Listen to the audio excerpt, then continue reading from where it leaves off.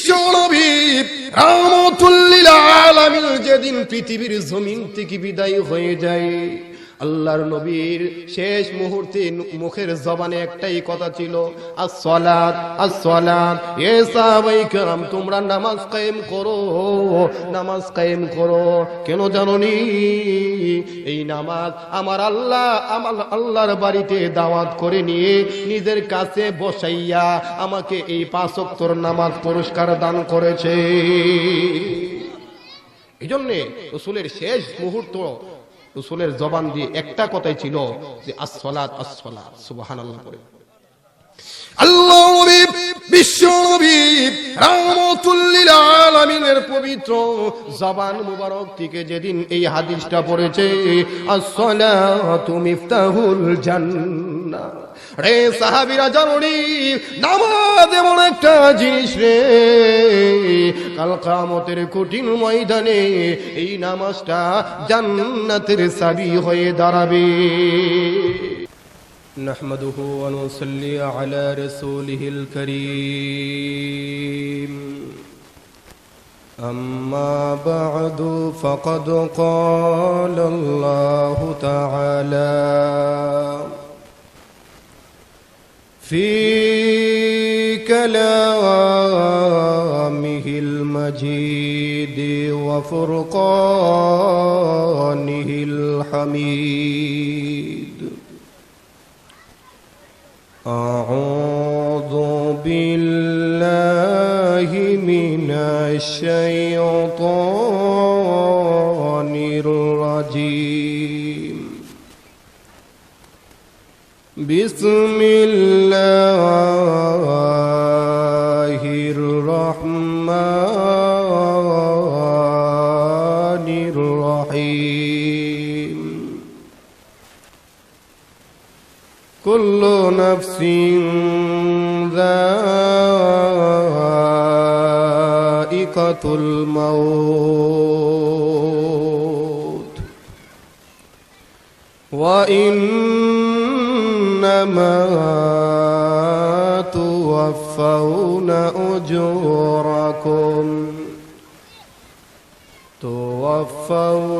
أجوركم يوم القيامة، فمن زحزح عن النار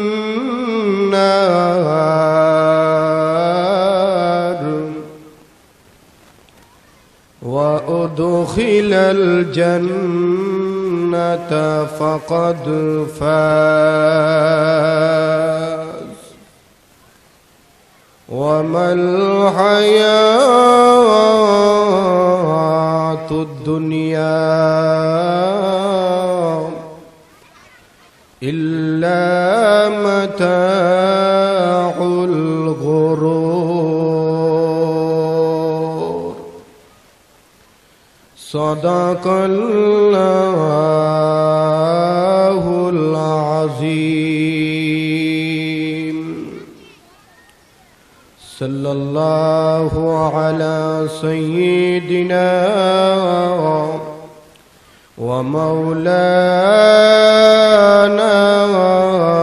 محمد وعلى آله وأصحابه وسلم. صلى الله على سيدنا ومولانا محمد وعلى آله وأصحابه وسلم. بلغ العلا بكماله، كشف الدجى بجماله، حسنت جميع خصاله. صلوا عليه وآله.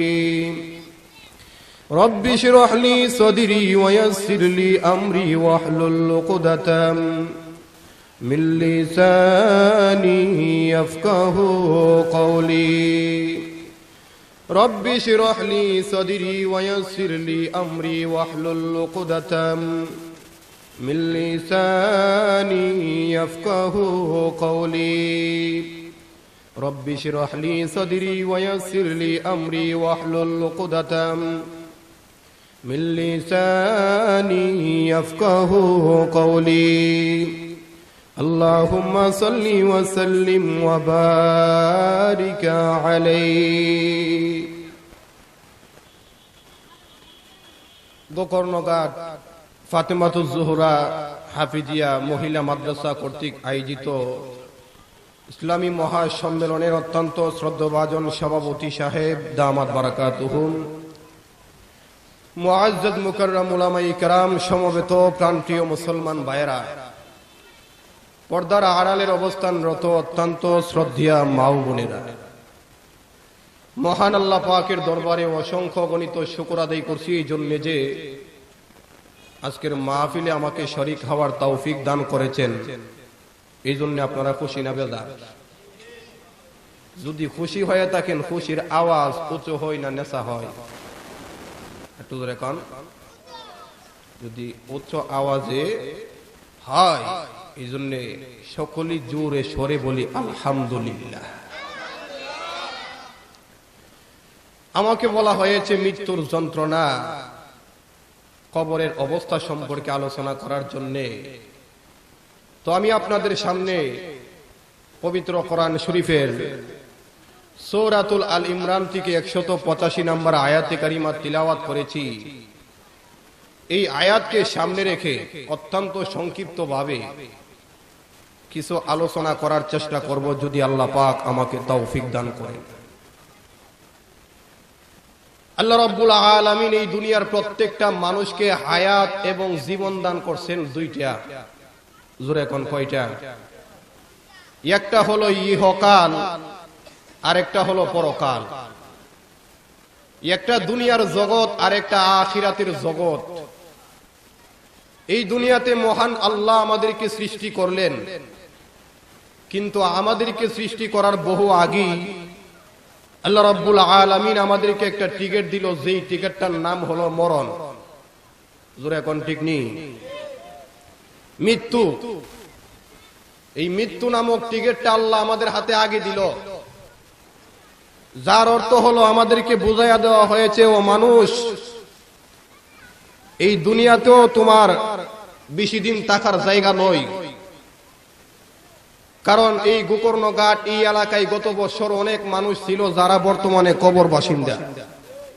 জোরে কোন ঠিক নেই? বর্তমানে আমরা আছি, ভবিষ্যতে আমরাও কেউ কি কোন থাকতে পারবে?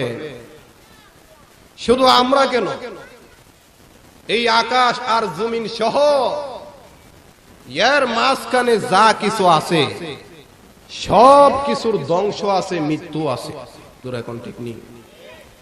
ধ্বংস নাই একমাত্র মহান আল্লাহ, যেটা আল্লাহ কোরআনে বলেন, কুল্লু মান আলাইহা ফান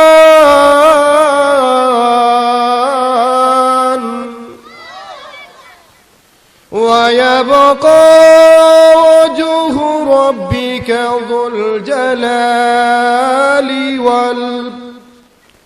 والإكرام।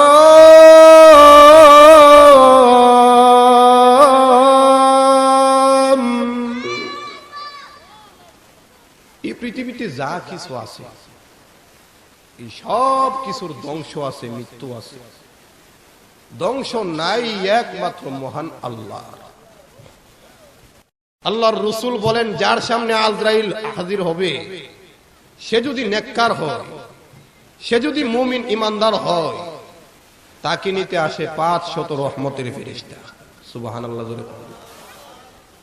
নাফরমান যদি হয়, বেঈমান যদি হয়, তাকে নিতে আসে 500 গজবের ফেরেশতা। বলেন নাউযুবিল্লাহ।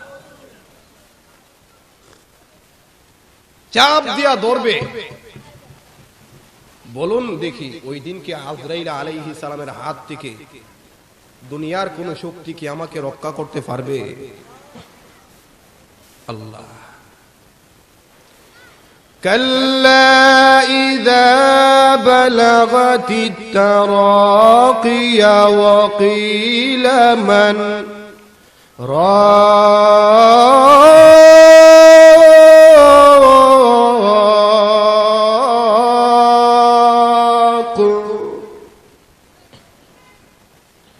যখন চাপ দেয়া ধরবে, যার সামনে আজরাইল হাজির হবে, বড় বড় আওয়াজ দিয়ে হুঙ্কার দিয়ে জিজ্ঞাসা করবে, দুনিয়াতে কোন বীর পালোয়ান বাহাদুর কি আছো যে আমি আজরাইলের হাত থেকে এই লোকটিকে আজকে রক্ষা করবে?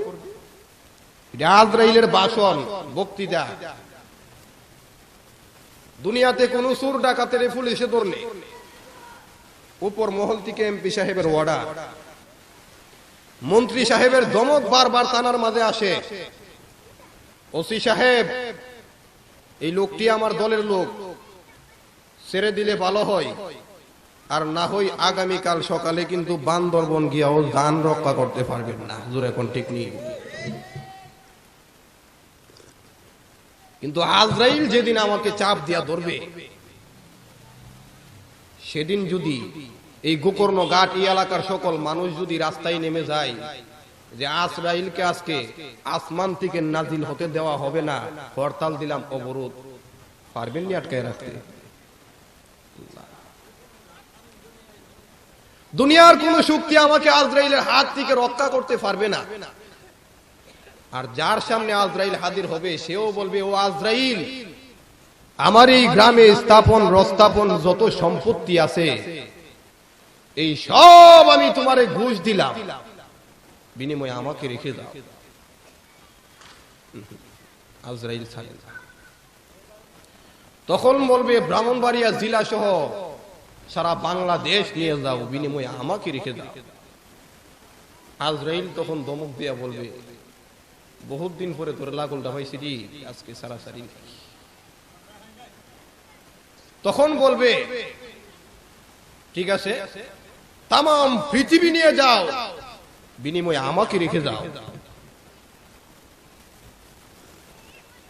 আজরাইল তখন ধমক দিয়ে বলবে, সুম্মা ইউনজিহি কাল্লাহ, এই সব কিছু আজকে দিয়ে দিল, তোমাকে রেখে দেওয়া হবে না। এবার বলুন দেখি, আজরাইল যেদিন আমাদেরকে নিতে আসবে, সেদিন আমাদের মৃত্যুর যন্ত্রণা, সাকরাতের কষ্ট আমাদের হবে কিনা? শুধু আমরা কেন, শুধু আমরা কেন, কোন নবী রাসূল পর্যন্ত মরণের যন্ত্রণা থেকে রেহাই পায় নাই। অন্যান্য নবীর কথা বাদ দিলাম, শুধু আমরা নবীর কথাটা কয়ালাই। আমরা নবী তো সমস্ত নবীর নবী, তামাম মাখলুকের নবী। আল্লাহর পরে যেই নবীর সম্মান এবং মর্যাদা, ওই হুজুর সাল্লাল্লাহু আলাইহি ওয়াসাল্লাম যেদিন দুনিয়ার জমিন থেকে বিদায় হয়ে যায়, সেদিন মরণের যন্ত্রণা, সাকরাতের কষ্ট যে কি পরিমাণে ভোগ করছে, সুবহানাল্লাহ, জোরে কোন না। আল্লাহ নবী, বিশ্ব নবী, রাহমাতুল লিল আলামিন যেদিন পৃথিবীর জমিন থেকে বিদায় হয়ে যায়, আম্মা জান আয়েশা রাদিয়াল্লাহু আনহা ডেকে ডেকে বলেন, পৃথিবীর মানুষেরা রে, আমি আয়েশা তাকাইয়া দেখি আল্লাহর নবী কয়েক সপ্তাহ পর্যন্ত প্রচন্ড অসুস্থ। বিশ্ব নবীর মাথার মধ্যে প্রচন্ড ব্যথা, নবীর বুকের মধ্যে প্রচন্ড ব্যথা, আল্লাহর নবী কথাও যেন বলতে পারে না, নবী দুর্বল হয়ে গেছে। এমন সময় আমি আয়েশা তাকাইয়া দেখি আল্লাহর নবী একটা হাত চাদরের ভিতর থেকে এইভাবে বের করে আবার ভিতরে নেই। আমি আয়েশা আশ্চর্যান্বিত হয়ে গেলাম। নিষ্পাপ নবী, নবীর কোনো গুনাহ নাই, বেগুনাহ মাসুম নবী, এরপর ওই রকম করে কেন গো নবী? যেই মাত্র আমি আয়েশা আল্লাহর নবীর শরীর মুবারক থেকে চাদর মুবারক সরাইলাম, এমনি তাকায়া দেখি নবীজির এমন কোনো পশম মুবারক নাই যেই পশমের গোড়া থেকে আল্লাহর নবীর যেন গাম বের হয় নাই। এমনি আমি আয়েশা আল্লাহর নবীর মাথা মুবারকের পার্শ্বে দাঁড়াইয়া বারবার নবীর মুখে পানি দেই, মাথার মধ্যে পানি দেই। কারণ রাসূল বলেছে একটা মানুষের যখন মরণের যন্ত্রণা শুরু হয়ে যাবে, সাকরাতের যন্ত্রণা শুরু হয়ে যাবে, তামাম দুনিয়ার সকল সাগরের পানি যদি তার মুখের মধ্যে তুলে ধরা হয়, তথাপিও মরণের সময় একটা মানুষের পানির তৃষ্ণা, পানির পিপাসা কোনোদিন মিটবে না। এই জন্য আমি আয়েশা আল্লাহর নবীর মাথা মুবারকের পার্শ্বে দাঁড়াইয়া বারবার নবীর মুখে পানি দেই, মাথার মধ্যে পানি দেই। হঠাৎ করে আমি আয়েশা তাকাইয়া দেখি গো আল্লাহর নবী বহু কষ্টে মাথা মুবারক উঠাইয়া জবান খুলে তিনি ডেকে ডেকে বলে, ও ফাতেমা, দেখো রে মা, কে যেন সালাম দিতেছে আর বলতেছে অনুমতি দিবেননি, ঘরে আসার জন্য পারমিশন দিবেন কিনা। দেখো রে মা, কে সেই ব্যক্তি, আজকে আমি নবীর ঘরে আসতে চাই। হযরত ফাতেমা রাদিয়াল্লাহু আনহা যেই মাত্র দরজা খুলে দিয়েছে, এমনি তিনি তাকাইয়া দেখে এমন একটা মানুষ যার পা মাথা অনেক বড়, দুইটা চোখ দিয়ে যেন অগ্নি লুকার মতো প্রকাশ বের হয়ে আসতেছে। সুবহানাল্লাহ, জোরে বলুন না। মক্কা মদিনার কারো চেহারার সাথে কোনো মিল হবে না। হযরত ফাতেমা রাদিয়াল্লাহু আনহা বই আতঙ্কিত হইয়া আল্লাহর নবীর সামনে গিয়ে দাঁড়াইয়া ডাক দিয়ে বলে, ও গো আব্বাজান, এমন আকারের মানুষ যার পা মাথা অনেক বড়, দুইটা চোখ দিয়ে যেন অগ্নি লুকার মতো প্রকাশ বের হয়ে আসতেছে, মক্কা মদিনার কারো চেহারার সাথে কোনো মিল হবে না। আল্লাহর নবী যদিও কথা বলতে পারে না, এরপরেও নবীজি বহু কষ্টে মাথা মুবারক উঠাইয়া জবান খুলে তিনি ডেকে ডেকে বলে, ও ফাতেমা, এটা দুনিয়ার কেউ না রে মা, মক্কা মদিনার কেউ না, হাদা মালাকুল মউত, হাদা হাদিমুল লাজ্জাতি আনিল মউত। এ ফাতেমা, এটা মালাকুল মউত আজরাইল গোমা, আজকে আমি নবীর ঘরে আসতে চাই, সুতরাং পারমিশন দিয়ে দাও, জানিয়ে দাও আমি নবী বলেছি আসার জন্যে। সুবহানাল্লাহ, জোরে বলুন না। মুহূর্তের ভিতরে আজরাইল আল্লাহ নবীর সামনে দাঁড়াইয়া সালাম দিয়ে বলে, আসসালাতু ওয়াসসালামু আলাইকা ইয়া রাসূলুল্লাহ, আসসালাতু ওয়াসসালামু আলাইকা ইয়া হাবিবাল্লাহ। ও নবীজি, আল্লাহ রাব্বুল আলামিন আপনাকে সালাম দিয়েছে। আল্লাহ বলেছে, নবী গো, আপনি যদি থাকতে চান আল্লাহ হায়াত বাড়িয়ে দিবে, আর যদি অনুমতি দেন আমি আজরাইল আপনার শরীরে হাত রাখবো। সুবহানাল্লাহ, জোরে কন্যা। কথাটার ওজন কত, কথাটার লোড কত। আপনারই কি আইসা বলবে, সেরাগ আলী শাহ আপনি যাই ভাই না, আগামী বৈশাখ মাসে আইতা, কথা কইব? কিন্তু আল্লাহ নবীকে ডাক দিয়ে বলে, ও গো নবীজি, আপনি যদি অনুমতি দেন হাত দিব, আর না হয় আল্লাহ হায়াত বাড়িয়ে দিবে। আল্লাহর নবী তখন ডেকে ডেকে বলে, আজরাইল, আমি বলবো কোন সময়? হাত্তা ইয়াতিয়ানি জিবরাইল, জিবরাইল যতক্ষণ পর্যন্ত না আসে ততক্ষণ পর্যন্ত তুমি আমার শরীরে হাত দিও না। সুবহানাল্লাহ, জোরে কন্যা। ভাইরা আমার, মুহূর্তের ভিতরে জিবরাইল হাজির হয়ে গেছে। আল্লাহ নবী তখন ডাক দিয়ে বলে, জিবরাইল, আজরাইল কি বলে? আমার নাকি বিদায়ের সময় হয়ে গেছে। আমার বিদায়ের বেলায় তোমার কি মতামত? এমন সময় জিবরাইল কোরআনে কারীম থেকে একখানা আয়াতে কারিমা তেলাওয়াত করে শোনায় আর ডেকে বলে, ইন্নাকা মাইয়িতুন ওয়া ইন্নাহুম মাইয়িতুন। ওগো নবীজি, আল্লাহ রাব্বুল আলামিন আগেই বলে দিয়েছে, নবী গো, আপনিও মরণশীল, আপনার দুশমন যারা মক্কার বেঈমান কাফেররা পর্যন্ত মরণশীল। সুবহানাল্লাহ, জোরে বলুন না। এই আয়াত পড়ে জিবরাইল বলেন, ওগো নবীজি, আপনার কিন্তু বিদায়ের সময় হয়ে গেছে। সুবহানাল্লাহ, জোরে বলুন। আল্লাহ নবী তখন চোখের পানি গুলি ছেড়ে দিয়ে কাঁদলে। জিবরাইল তখন ডেকে ডেকে বলে, ইয়া রাসূলুল্লাহ, ইয়া হাবিবাল্লাহ, ওগো নবীজি, ইহকাল থেকে পরকালে আপনার নাজ নিয়ামত অনেক বেশি হবে, সম্মান বেশি হবে, কেন কান্দেন? আল্লাহর নবী বলেন, জিবরাইল, আমি আমার জন্য কান্দি না, তবে কার জন্য কান্দেন? ফাতেমার জন্য। ওগো নবীজি, ফাতেমার জন্য কাঁদতে হবে না। আল্লাহ রাব্বুল আলামিন আগে সুসংবাদ দিয়েছে, আপনার ফাতেমা হবে জান্নাতি রমণীদের সর্দারনী। সুবহানাল্লাহ, জোরে বলুন না। আল্লাহ নবী ডাক দিয়ে বলে, এ জিবরাইল, আমি আমার ফাতেমার জন্য কান্দি না, তবে কার জন্য কান্দেন? হাসান আর হুসাইনের জন্য। হাসান আর হুসাইনের জন্য কাঁদতে হবে না। আল্লাহ রাব্বুল আলামিন আগে সুসংবাদ দিয়েছেন, আপনার হাসান আর হুসাইন তারা হবে জান্নাতি যুবকদের সর্দার। জোরে কন্যা। আল্লাহর নবী তখন ডাক দিয়ে বলে, এ জিবরাইল, আমি হাসান আর হুসাইনের জন্য কান্দি না, তবে কার জন্য কান্দেন? আল্লাহ নবী তখন ডাক দিয়ে বলে, আরে জিবরাইল, আমি কেন কান্দি রে জানোস নি?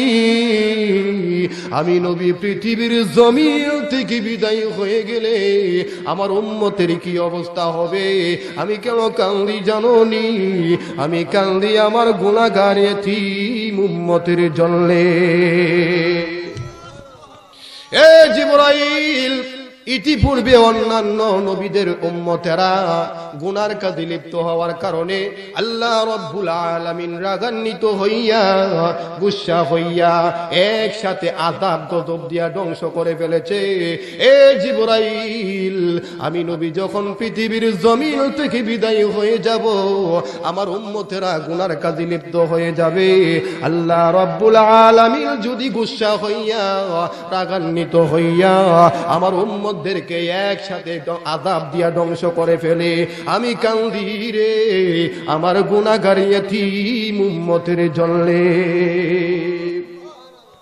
আল্লাহ রাব্বুল আলামিন তখন ডেকে ডেকে বলে, এ জিবরাইল, আমার বন্ধুকে জানিয়ে দাও আর কাঁদতে হবে না, এখন থেকে আলা কাবিলুম মিনহু, স্বয়ং আমি আল্লাহ আপনার উম্মতের জিম্মাদার হয়ে গেলাম।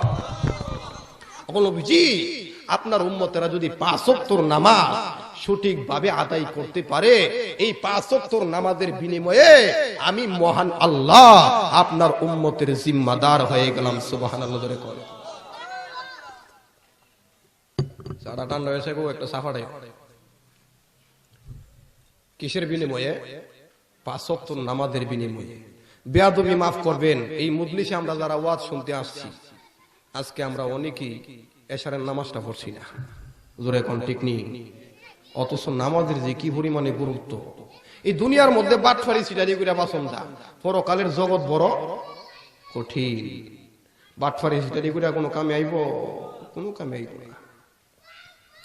আল্লাহ নবী, বিশ্ব নবী রাহমাতুল লিল আলামিন যেদিন পৃথিবীর জমিন থেকে বিদায় হয়ে যায়, আল্লাহর নবীর শেষ মুহূর্তে মুখের জবানে একটাই কথা ছিল, আসসালাত আসসালাত। এ সাহাবায়ে কেরাম, তোমরা নামাজ কায়েম করো, নামাজ কায়েম করো। কেন জানোনি? এই নামাজ আমার আল্লাহর বাড়িতে দাওয়াত করে নিয়ে নিজের কাছে বসাইয়া আমাকে এই 5 ওয়াক্তের নামাজ পুরস্কার দান করেছে। এই জন্যে রাসূলের শেষ মুহূর্ত রাসূলের জবান দিয়ে একটা কথাই ছিল যে আসসালাত আসসালাত। সুবহানাল্লাহ পড়ে। আল্লাহ নবী, বিশ্ব নবী রাহমাতুল লিল আলামিনের পবিত্র জবান মুবারক থেকে যেদিন এই হাদিসটা পড়েছে, আসসালাতু মিফতাহুল জান্নাহ। রে সাহাবীরা, জানোনি নামাজ এমন একটা জিনিস রে, কাল কিয়ামতের কঠিন ময়দানে এই নামাজটা জান্নাতের চাবি হয়ে দাঁড়াবে। নবীর একজন সাহাবী নাম আব্দুল্লাহ আনসারী দৌড়াইয়া বাড়ির দিকে রওনা দিয়েছে।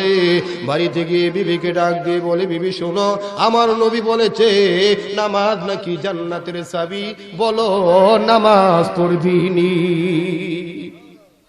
বিবি ডাক দিয়ে বলে, স্বামী শোনো, আল্লাহ নবী যদি বলে থাকে নামাজ জান্নাতের চাবি, খোদার কসম করে বলি, অনাহারের কারণে অথবা খোদার কারণে আমার দেহ থেকে যদিও রূহটা বের হয়ে যায়, এরপরও 1 ওয়াক্তের নামাজ কোনোদিন ছাড়বো না। ভাইয়ারা আমার, তাদের অবস্থাটা কেমন ছিল? স্বামী আর স্ত্রী উভয়জন এক কাপড় পরিধান করে নামাজ আদায় করে, কোনোদিন নামাজ ছাড়ে না। এদিকে যাব না, ইতিহাস বলা আমার উদ্দেশ্য নয়। বলতেছিলাম যেটা নামাজের যে কি পরিমাণে গুরুত্ব, এই দিকে আলোচনা করলে অনেক লম্বা হয়ে যাবে, এটা আমার সাবজেক্ট নয়। বলতেছিলাম কিসের বিনিময়ে? 5 ওয়াক্ত নামাজের বিনিময়ে মহান আল্লাহ বলেন, আপনার উম্মতের জিম্মাদার আমি আল্লাহ হয়ে গেলাম। জোরে কোন ঠিক নেই? তখন এই সান্ত্বনা পাইয়া আল্লাহর রাসূল তখন বলেন, আজরাইল এখন তুমি আমার শরীরে হাত দিতে পারো। সুবহানাল্লাহ জোরে কোন না। যেই মাত্র আজরাইল হাতটা রাখলেন রাসূলের সিনা মুবারকে, আল্লাহর নবী তখন ডাক দেব, আল্লাহ নবী, বিশ্ব নবী রাহমাতুল লিল আলামিন ডাক দিয়ে বলে, আজরাইল তুমি তোমার হাতটা আমার বুকের মধ্যে রাখলা, আর যেন আমার মনে হইতেছে উহুদ পাহাড়টা তুমি আমার সিনার মধ্যে রেখে দিয়েছো। ভাইরা আমার, যার কারণে তামাম পৃথিবী সৃষ্টি করেছেন, ওই নবীর যদি এমন অবস্থা হয়, আমাদের অবস্থাটা কি হইব? চিন্তা করছেন নি? আল্লাহর পয়গম্বর হযরত ঈসা আলাইহিস সালামের একটা বৈশিষ্ট্য ছিল, কোন কবরের পাশে গিয়া যদি বলতো কুম বিইজনিল্লাহ, আল্লাহর হুকুমে ওঠো, সাথে সাথে কবরের মাটি দূরে সরে যাইত আর মুর্দা মানুষ জিন্দা হয়ে যাইত। এটা একটা বিশেষ মুজিজা ছিল। তো আল্লাহর পয়গম্বর ঈসা আলাইহিস সালাম এক কবরস্থানের পাশে দাঁড়াইয়া বললেন, কুম বিইজনিল্লাহ, আল্লাহর হুকুমে ওঠো। যেই মাত্র এই কথা বলছেন, সাথে সাথে কবরের 2 পাশের মাটি 2 দিকে সরে গেছে। আর একজন আগন্তুক দাঁড়াইয়া বলতেছে, লাব্বাইকা ইয়া ঈসা রূহুল্লাহ, আমি সাক্ষ্য দিতেছি আপনি আল্লাহর পয়গম্বর, এর মধ্যে যাররা পরিমাণ সন্দেহ নাই। তখন হযরত ঈসা আলাইহিস সালাম ডেকে বলে, ভাই আপনি যে জিন্দা হইছেন আপনার পরিচয় কি?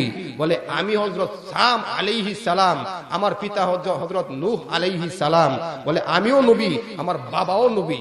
আল্লাহর পয়গম্বর ঈসা আলাইহিস সালাম ডেকে বলেন, ভাই সাম, তুমি যদি আল্লাহর পয়গম্বর হয়ে থাকো, তোমার বাবাও আল্লাহর পয়গম্বর, তাহলে আমার আর কোনো ভয় নাই, আমার আর কোনো ডর নাই।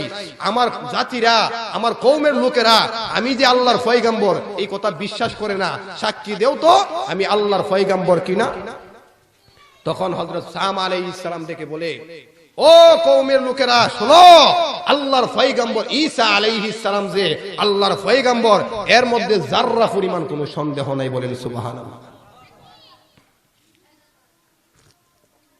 আল্লাহর পয়গম্বর ঈসা আলাইহিস সালাম বলেন, ভাই সাম, তুমি যে আমার নবুয়তের পক্ষে সাক্ষ্য দিলা,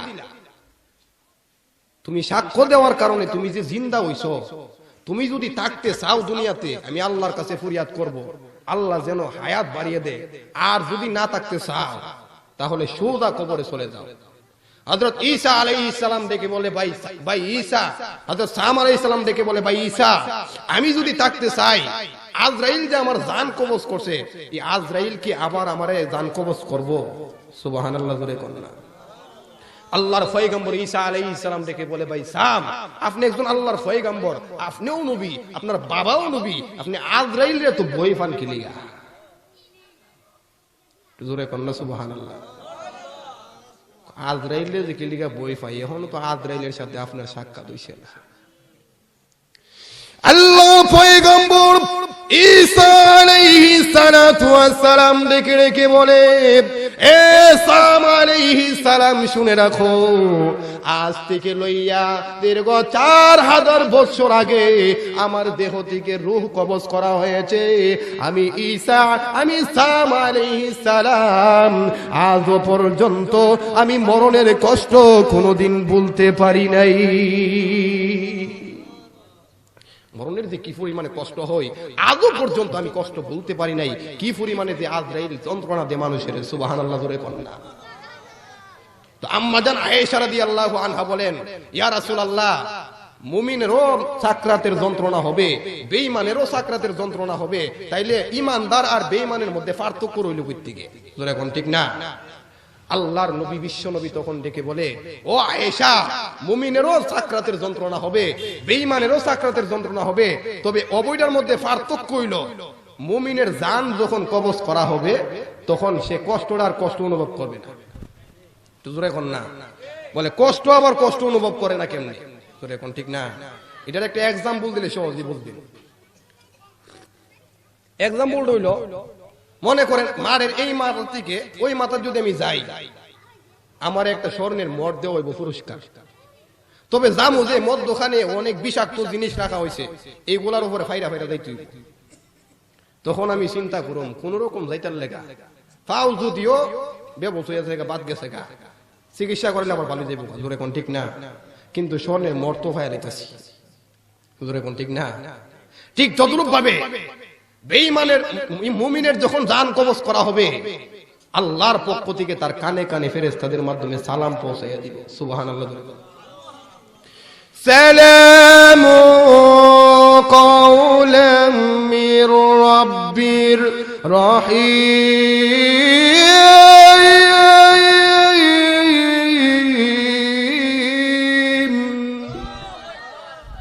কানে কানে গিয়ে বলবে, আল্লাহর পক্ষ থেকে তোমাকে সালাম দেওয়া হয়েছে।